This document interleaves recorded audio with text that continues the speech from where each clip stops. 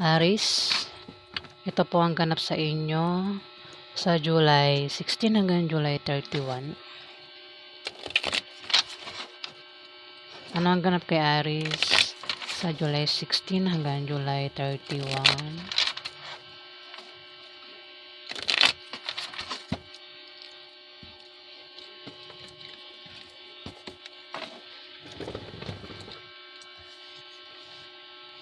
Aries, ikaw ay makakatanggap ng pera na hindi mo inaasahan. Maaaring manggaling sa isang Scorpio, Pisces o Cancer.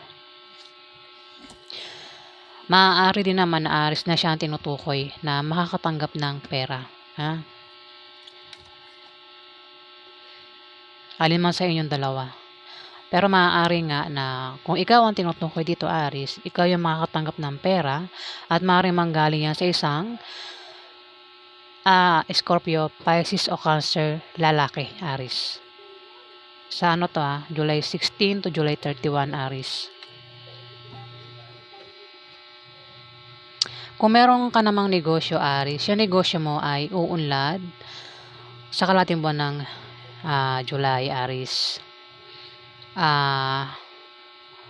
Maaari ka rin yumaman o baka mayaman ka, Aries. Ang iba sa inyo mayaman. O baka ang mayaman ay itong Scorpio, Pisces o Cancer na ito, Aries. Hindi man sa mayaman, pwedeng mayaman o may kaya, Aries. Dito na may 5 of spades, Aries. Mag-ingat ka. Spades pala to, hindi siya hearts. May darating sa iyo na opposition at obstacle, Aries, pero panandalian lang. Maring ito ay blessing in disguise na maring akalain mong hadlang. Pero maging sensitive ka, Aries, kasi yan ay blessing at hindi hadlang. Maaari din na ikaw ay maging, maaari kang ma-depress. Maaari lang yan, maaaring ma-depress ka at maging negative ang pananaw mo sa buhay. O baka naman itong Scorpio, Pisces o Cancer na ito, Aries, ang tinutukoy ng 5 of spades.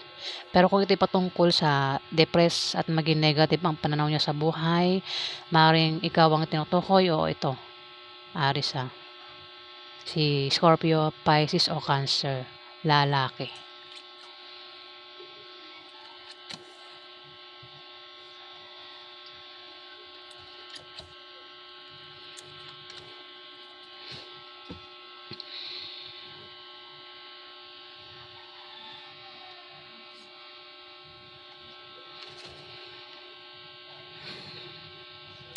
Nine of Clubs. Ito, kino-confirm niya, makakatanggap ka talaga ng pera, Aries.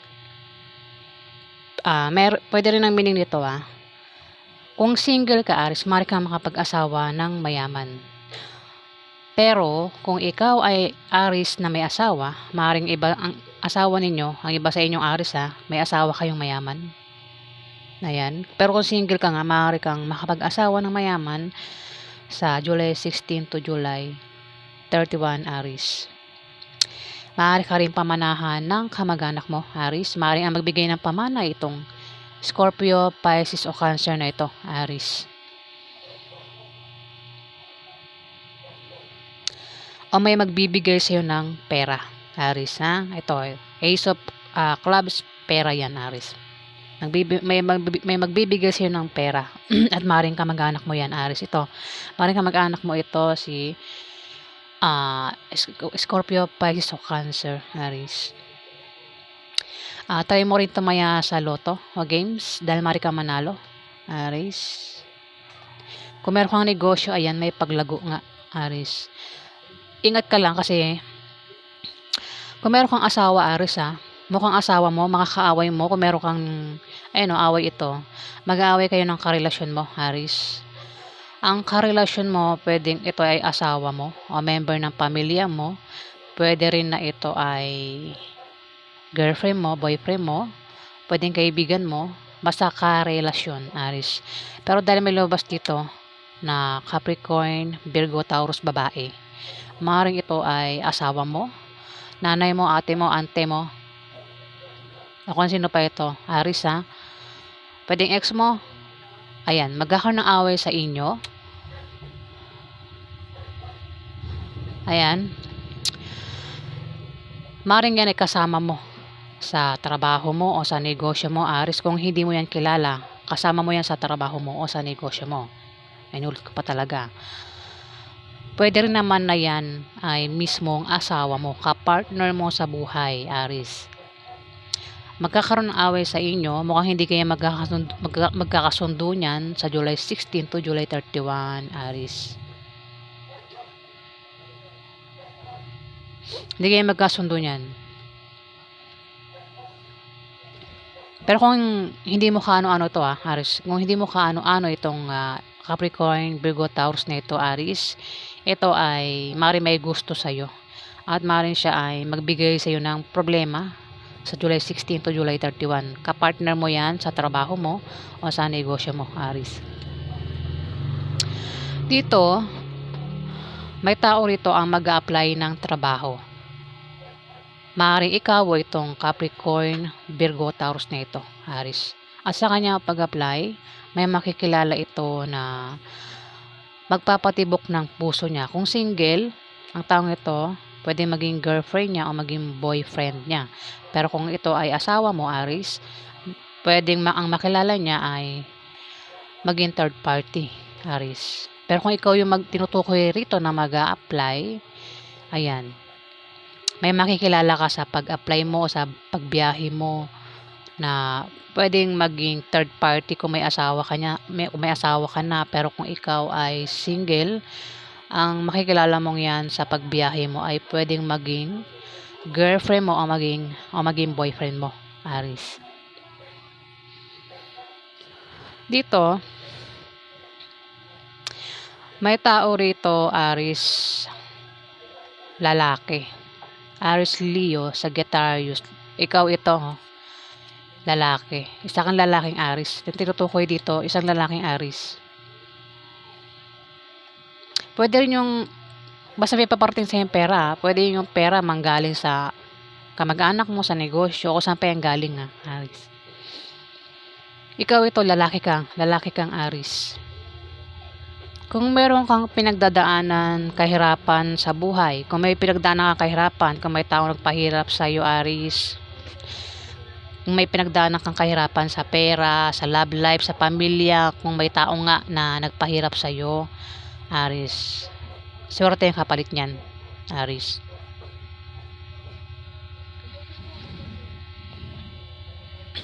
Ayan, basta meron kang pinagdaanan ng kahirapan, swerte yung kapalit niyan, Aris, yung kahirapan na yan.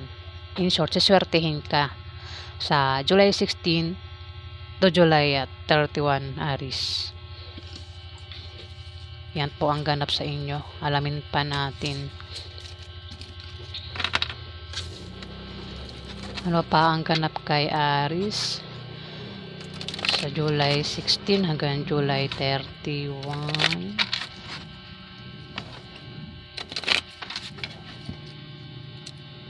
Ganap kay Aris. May buntis dito, Aris. Kung walang buntis, ito ay patungkol sa kaperahan mo na maganda ang resulta, maganda ang kalalabasan. Ay, ba't ganyan? Pag ganito pala. Kung may buntis, maaari ikaw, Aris, kung babae kang Aris, babae kasi ito. Baka buntis ka na, o baka malaman mo buntis ka na sa July 16 to July 31. At kung buntis ka na, maaari manganak ka, Aris. Ang iba sa inyo, Aris, ay buntis at manganak sa July 16 to July 31. Pero kung lalaki kang Aris, maaaring asawa mo buntis. Kung hindi naman, maaaring sa pamilya niya may buntis, Aris. Kasi pwedeng buntis ito. Pero kung wala pang buntis ingat ka, baka ikaw ay mabuntis o makabuntis sa July 16 to July 31, Aris. Pero kung wala talagang buntis sa pamilya nyo, hindi ka buntis, hindi buntis asawa mo, walang buntis, ito ay, kung meron kang negosyo, may paglago talaga sa negosyo mo. Kung meron ka namang trabaho, babaeng Aris ito. Babae naman itong Aris tinutukoy dito ha. Kung siya naman ay may trabaho, kung ikaw naman ay babaeng Aris na may trabaho, maaari kang ma-promote o dagdagan ng sahod mo. Kung meron ka namang ginagawang proyekto, pinaghihirapan, pinagtatrabahuhan, Aris. Ayan, kung sa negosyo nyo yan, maganda ang ibubunga, resulta niyan, Aris.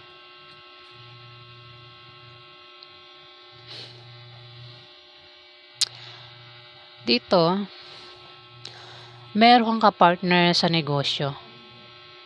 Sa trabaho mo, o maaaring kasama mo sa bahay nyo, Aris. Babae, Capricorn, Virgo, Taurus. Hindi kayo yan, baka magkaroon ng alitan sa inyo dahil hindi kayo magkasundo nito, Aris, sa July 16 to July 31. Mukhang magkaka-problema ka sa isang Capricorn, Virgo, Taurus, babae, Aris. At magkakaroon ng away sa inyo. Away ito. Karelasyon mo yan, Aris. Pwede yan ay member ng pamilya mo. Pwede rin naman ay asawa mo, girlfriend mo, Aris, kung sino pa yan sa buhay mo, makakaaway mo yan. At posible kayong magkahiwalay kung hindi mo ayusin hindi mo ang tawag ito, hindi mo ingatan ang iyong karelasyon, Aris.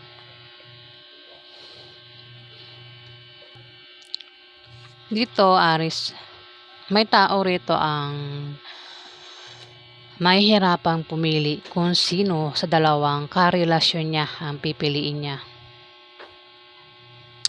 Maaaring ito ay may asawa na meron pang third party. Maaaring kung may third party ito, Aris, maaaring ikaw ay tinutukoy kasi sa iyo reading ito eh. May asawa ka na, meron ka pang third party. At ang third party ay maaaring buntis. Kung hindi buntis ang third party, yung ikaw mismo buntis, Aris. O baka member sa pamilya nyo ito. Aris din kasi ito eh. O kung hindi ito Aris, pwedeng ito Leo o Sagittarius na babae. Maaaring siya ang buntis o mayroon pang ibang buntis dito, Aris. Kung meron kang third party kasi may tao mamimili dito eh. Kung meron kang third party, ayan, maaaring buntis yung third party, Aris. At mamimili ka ngayon kung sino ang pipili mo. Yung third party ba o yung asawa mo, Aris? Dito, 5 of Hearts. May taong galit dito. Galit ang taong ito. Naninibugo sa galit. Parang ikaw, Aris. Babaeng Aris. Galit ka. Ikaw yan, babaeng Aris. Naninibugo ka sa galit.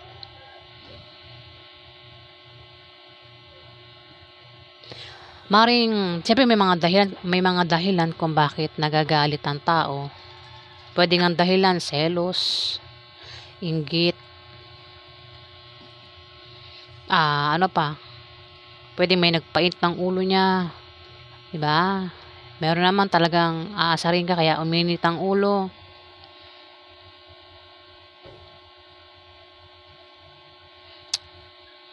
Ikaw yan, mainit ang ulo mo. O kung hindi ka ito, meron ditong Aris, Leo o Sagittarius babae ang maring magalit Ang taong ito galit sobrang galit niya. Naninibugo sa galit ang taong ito. Pwedeng ikaw nga ito, Aris Galit na galit ka kasi may buntis dito. Maaaring sa isang buntis, galit ka sa buntis, Aris.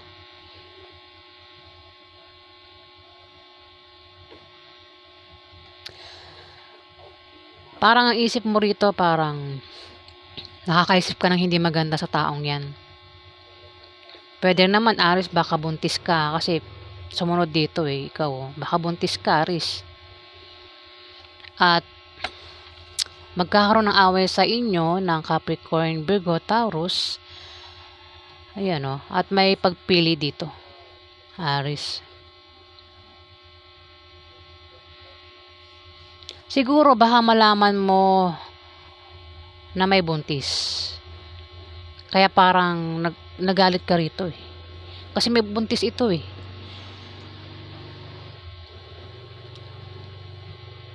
Wala kasi akong nakitang ano eh, 10 of spades. Kung may nakita akong 10 of spades, diyan ko masasabi na nalaman mo na yung maring karelasyon mo ay merong iba, may third party. Wala yun. 7 of spades ito. Pero meron ditong babaeng Scorpio, Pisces o Cancer. Ayan. Baka siya buntis, Aris.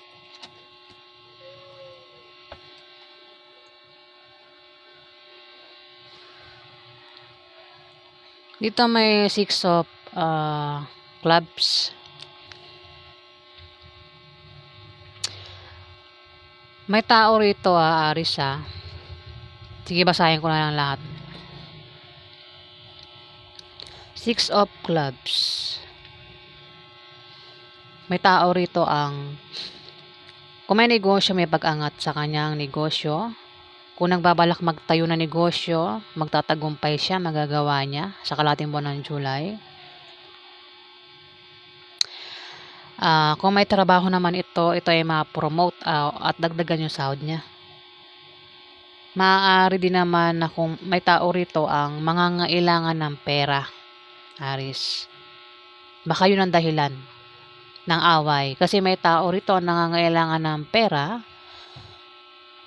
Baka may, maring ito, maring ikaw. Baka kung hindi ko yan, meron ditong babaeng Aris. Baka isa ka na laking Aris at may babaeng Aris dito. Pwedeng nanay mo, ate mo, o kuya ito yung Leo, Sagittarius. At ito naman Capricorn, Virgo, Taurus. Kasi may tao rito nangangailangan ng pera.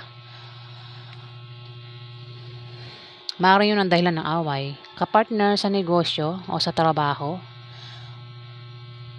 Baka kapartner mo nga baka si Capricorn, Virgo, Taurus nangangailangan ng pera. Baka mag-away kayo ng dahil sa pera.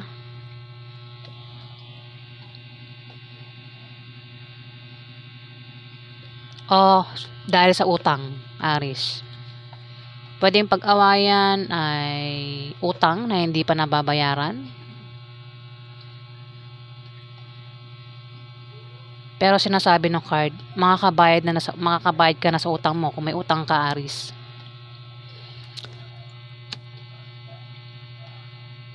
Kung hindi kundi sa utang ang dahilan ng away, maaaring ito ay dahil sa pera. Pwedeng may tao dito, Aris, ang nangangailangan ng pera kasi nga makakatanggap ka ng pera.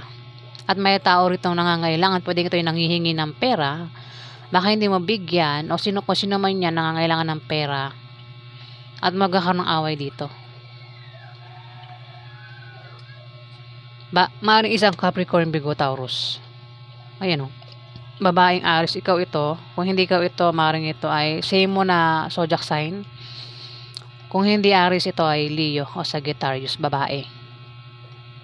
Maaaring magkaroon ng away sa kanila. Ayan away ito. O magkaroon ng away sa inyo nito ng kapwa mo Aris. Kasi naninibog ko rito. Bahala ka na. Basta may tao dito, Aris, ang buntis. May tao rin dito ang namimili sa dalawang mamahalin niya. Maring ito ay may asawa na, may third party pa. Kung ito ay patungkol sa pamilya, ang taong ito ay namimili kung sino kakampihan niya sa dalawang taong nag-aaway. At meron tao rito ang naninibugo sa galit. Maaaring may kasama ka na pwede makaaway mo. Kapartner mo yan sa trabaho mo o sa negosyo mo. O pwede yung mismong kapartner mo sa buhay, makaaway mo. Sa kalahating buwan ng July, Aris. Away nga yan magkakaroon ng away sa inyo at posible kayo magkahiwalay. Dahil maaaring dahilan ng away ay may utang. na hindi pa mabayaran pero makabayad din. Maring may tao rito ang mga kailangan ng pera, nanghihingi ng pera, pero magkakapera. Ayan o, may tao rito ang tutulong, Aris. Kung may tao rito, kung magka-problema ka, Aris, may tutulong sa'yo. O itong Capricorn, Virgo, Taurus na ito ang tinutukoy dito. Kung ikaw ang tinutukoy na magka-problema rito, Aris, may tutulong sa'yo na pwedeng Capricorn, Virgo, Taurus. O kung siya ay tinutukoy na magka-problema, may tutulong sa kanya, Aris. Ayan. Dito kung may magpapayo sa'yo, mukhang hindi mo papakinggan dahil maring matigas ang ulo mo, o baka naman ikaw yung magpayo dito, Aris. Basta may tao rito ang magpapayo, pero yung payo niya parang babaliwalain. Kasi ang taong yun napapayuhan ay matigas ang ulo. Ayan, may tao rito may pabago-bago ng feelings. Hindi tapat sa kanyang karelasyon. Ayan. Alamin pa natin ang ganap kay Aris.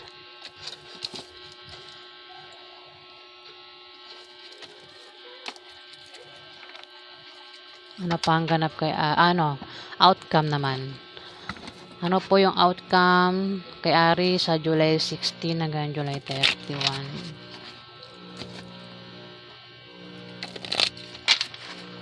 Ano po yung outcome?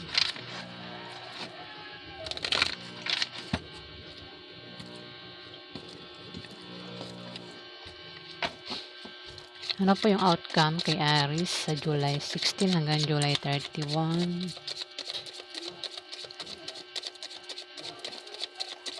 Ano po yung outcome?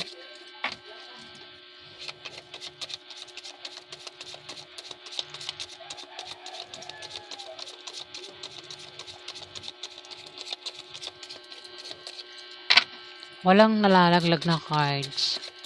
Ano po yung outcome? Ayan na. Ikaw yan, no, Aris. Oops.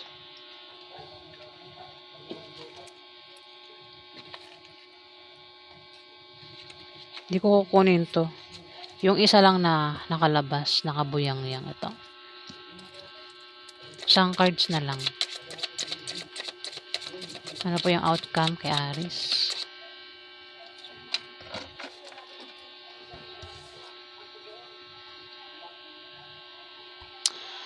Ikaw ito, Aris, oh. May tao rito, Aris, ang naninibugo sa galit. Galit ang taong ito. Pwedeng ikaw, may tao sa paligid mo ang galit. Ang taong ito ay galit na galit sa'yo. O ikaw yung galit na galit sa isang tao. Aris, babae. Babae ka. Isa kang babaeng Aris, ha. Ganito, ang taong ito ay parang nakakaisip ng hindi maganda sa taong yan, Aris. At may tao rin dito, pwedeng ikaw ang mag-apply ng trabaho sa July 16 to July 31. Marito ay may trabaho at balak mag-resign sa kanyang trabaho.